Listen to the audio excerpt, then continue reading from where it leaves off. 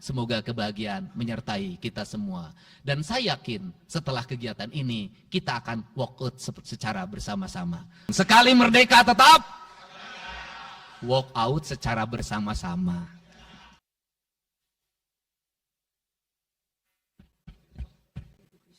Assalamualaikum warahmatullahi wabarakatuh. Sampurasun. Yang saya hormati Ketua DPRD Provinsi Jawa Barat yang mulia Bapak Buki Wibawa, para wakil ketua Bapak Iwan Suryawan, ini tokoh politisi yang begitu kalem saat ada interupsi, Bapak MK Iswara, ini politisi yang tampan selamanya tapi tidak pernah nakal, dan tokoh spektakuler kita yang sangat populer di antara politisi DPRD Provinsi Jawa Barat, Bapak Ono Surono. Saya sudah tahu Pak Ono kontrak-kontrak medianya sudah banyak nanti ke depan. Kemudian juga Bapak ini sebentar lagi akan berangkat haji, Bapak Kiai Haji Acep Jamaluddin. Terima kasih. Seluruh anggota DPRD Provinsi Jawa Barat, para ketua praksi, para ketua komisi, dan saya mengucapkan terima kasih atas berbagai otokritik yang dilakukan, baik secara langsung maupun lewat media, baik media massa maupun media elektronik, dan itu menunjukkan bahwa di Provinsi Jawa Barat ada terjadi dinamika politik yang luar biasa.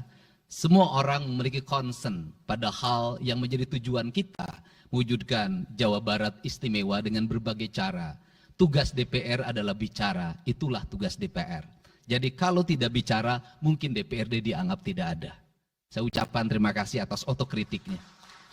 Sekretaris Daerah Provinsi Jawa Barat, kemudian yang mewakili Pangdam 3 Siliwangi, yang mewakili Kapolda Jabar, yang mewakili Kejaksaan Tinggi Jawa Barat, dan untuk khusus untuk Kejaksaan Tinggi Jawa Barat, saya sampaikan ucapan terima kasih, rasa hormat yang tinggi kepada Kejaksaan Agung Republik Indonesia atas tindakannya melakukan penahanan dan mentersangkakan Direktur Utama PT Sritek dan salah satu mantan pejabat BJB yang sudah resign atas kasus dugaan penyimpangan kredit, yaitu menyampaikan kredit ke Bank Jabar, mudah-mudahan tidak salah, kalau salah dikoreksi, sekitar 600 miliar rupiah tanpa agunan yang memadai.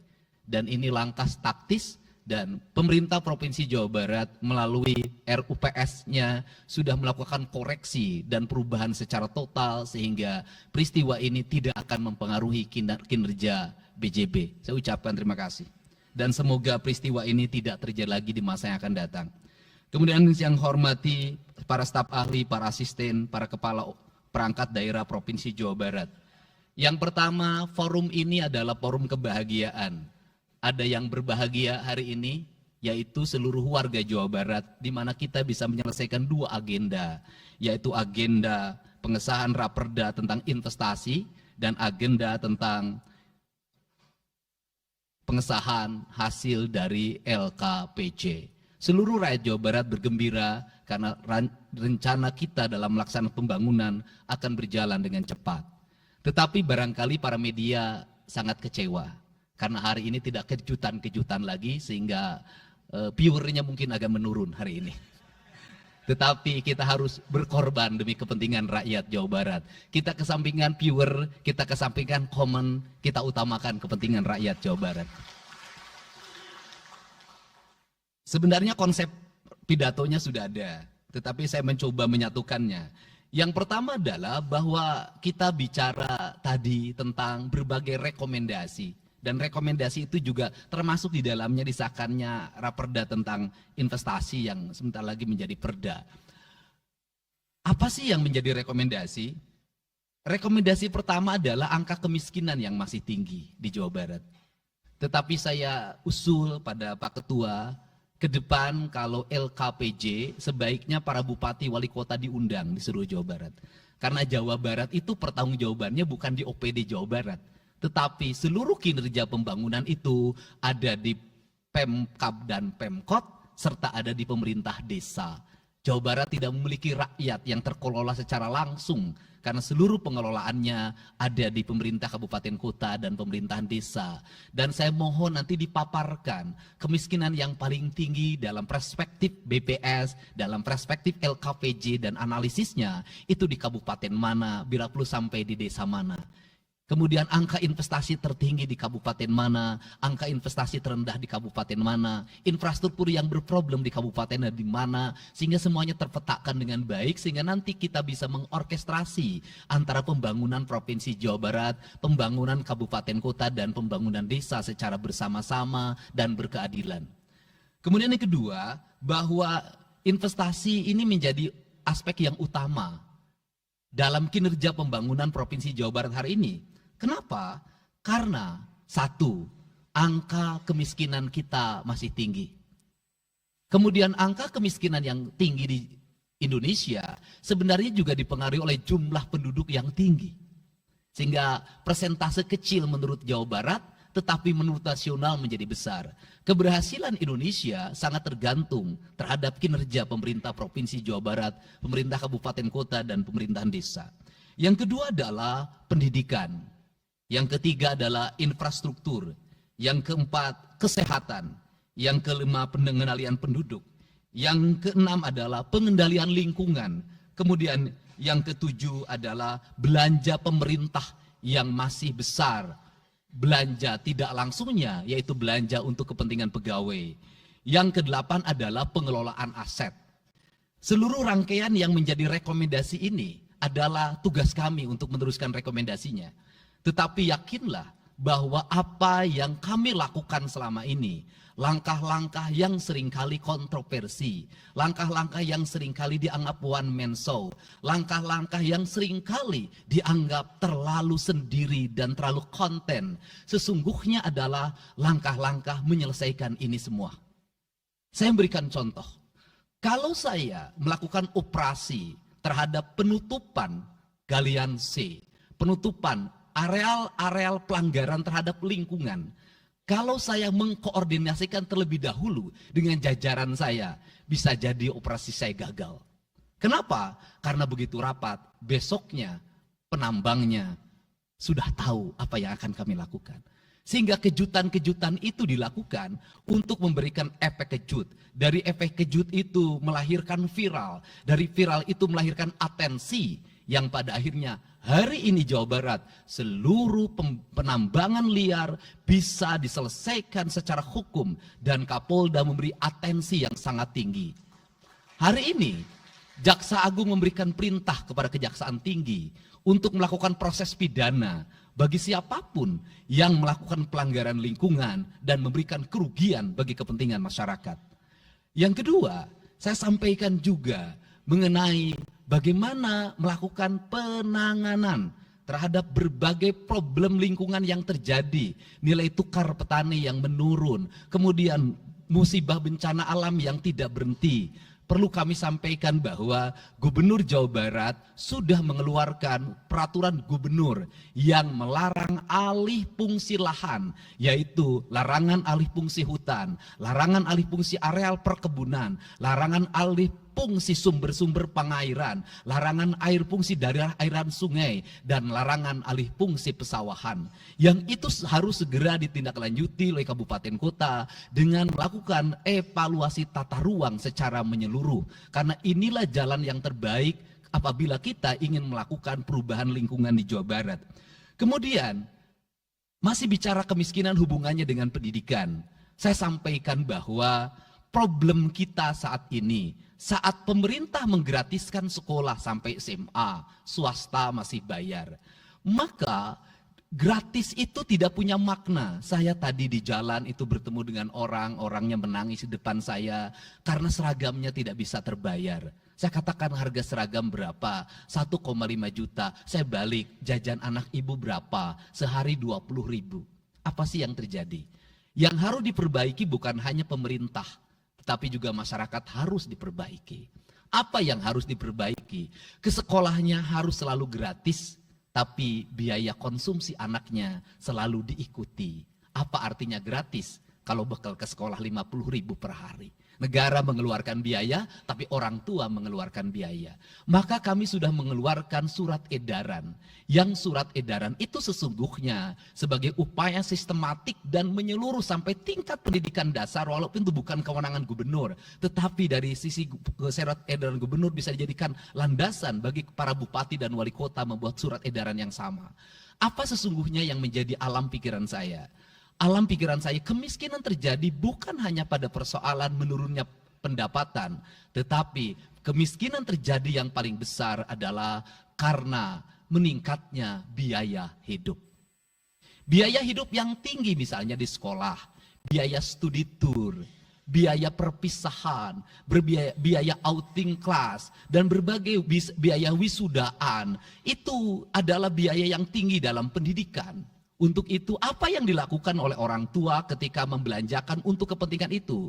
Mereka pinjam bank emok, mereka pinjam bank keliling, mereka pinjam bank pinjol, mereka pinjam NBK, dan mereka pinjam bank Pancasila.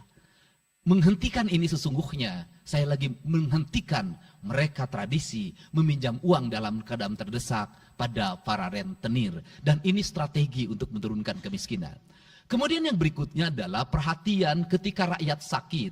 Maka pemerintah harus cepat hadir menangani. Kenapa? Karena orang bisa jatuh miskin ke dalam jurang yang lebih dalam. Manakala dia sakit tidak ada yang mengobati, BPJS-nya tidak mampu mengcover, biaya untuk ngontrak selama dirawat di Hasan Sadikin tidak punya, biaya untuk makan untuk keseharian tidak ada, sedangkan tulang punggungnya berhenti karena sakit. Ini juga menyebabkan kemiskinan. Kemudian yang berikutnya, kemiskinan terjadi karena rusaknya sumber daya alam, air yang hilang, sumber penghidupan yang hilang, sumber energi yang hilang, sumber protein yang hilang, sumber kalori yang hilang di lingkungan berupa kerusakan lingkungan, itu akan melahirkan kemiskinan. Maka alam yang tertata sesungguhnya adalah bagian dari upaya untuk menjaga kemiskinan. Kemudian yang berikutnya adalah belanja infrastruktur yang harus meningkat, dan itu di belanja sekarang kita sudah melihat. Itu adalah bagian dari menyelesaikan problem kemiskinan. Konektivitas infrastruktur sangat penting dalam menumbuhkan ekonomi, tetapi di balik itu kebudayaan rakyat tidak boleh diberubah. Kenapa? Infrastruktur baik bisa jadi tanahnya dijual karena mahal, pada akhirnya menjadi miskin kembali.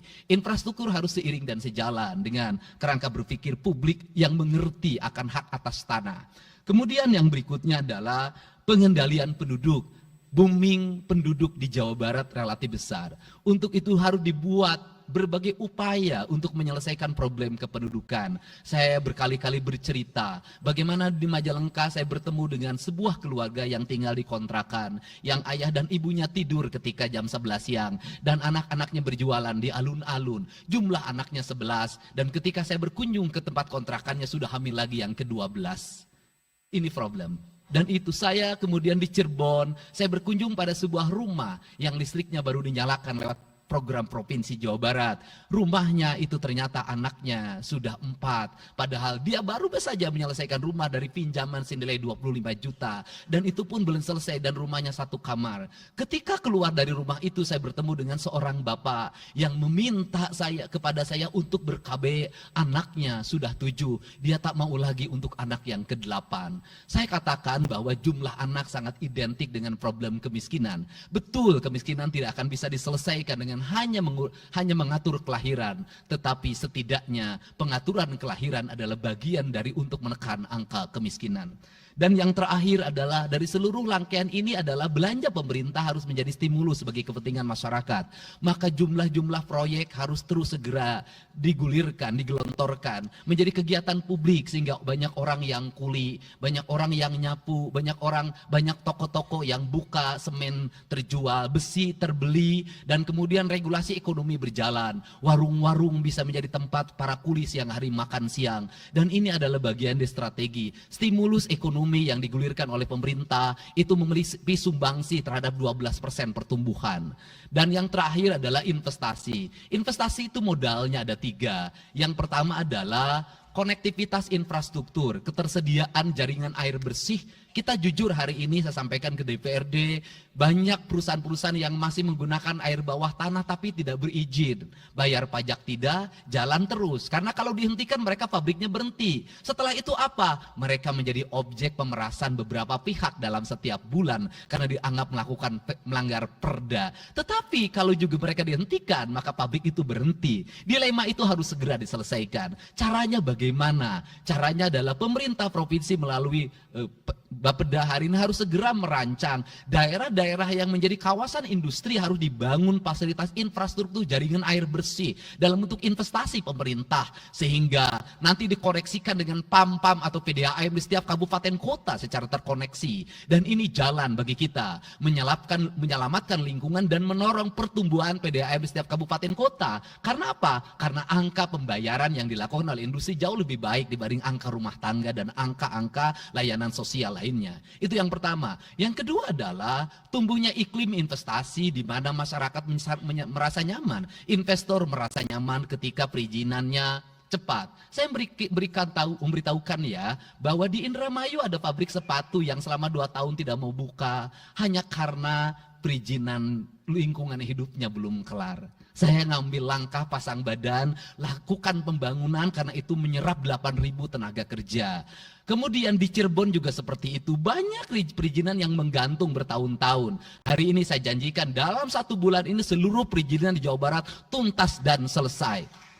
Dan saya meminta kepala BPM TSP menjadi VR pemerintah Provinsi Jawa Barat untuk senantiasa tiap hari melihat data dan dokumen di setiap kabupaten kota. Mana yang terlambat, mana yang mengalami hambatan. Kemudian yang berikutnya adalah kenyamanan dalam berusaha. Kenyamanan dalam berusaha adalah keterangan para investor dan lingkungan masyarakat terhadap berbagai aksi gangguan dari orang yang mengatasnamakan diri preman. Untuk itu hari ini kita cukup bersyukur di Jawa Barat, peristiwa ini sudah hampir tidak ada. Kapolda kalau dengar ada preman, hari ini turun termasuk ke Garut, dengar ada preman, Kapolda turun. Ini semua stakeholder sudah bergerak dengan baik, layanan investasi sudah berjalan dengan baik, tinggal satu lagi hambatan investasi adalah masyarakat menaikkan harga tanahnya luar biasa.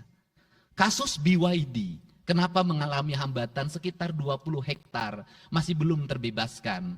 Karena rakyatnya hari ini meminta 3 juta rupiah per meter. Padahal di situ dulu 150.000, itu pun jarang yang beli. Ini problem kita. Apa peran gubernur saya sampaikan? Peran gubernur bukan hanya mendorong bagaimana investasi berjalan melalui mekanisme administratif. Saya sampai turun untuk mijitin orang yang jual agar mau jual. Dan sudah ada beberapa yang berhasil saya rayu, saya dekati dengan harga. Itu pun tidak terlalu rendah, harganya 1,1 juta.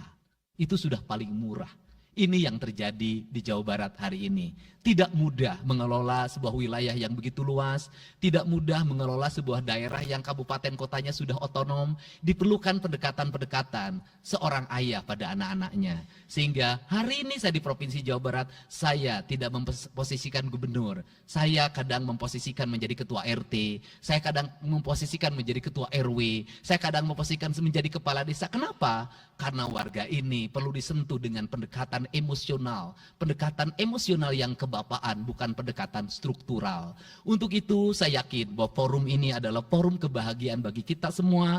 Kita sudah bisa menyelesaikan 2 agenda besar. Semoga ini menjadi kado terindah bagi masyarakat Jawa Barat.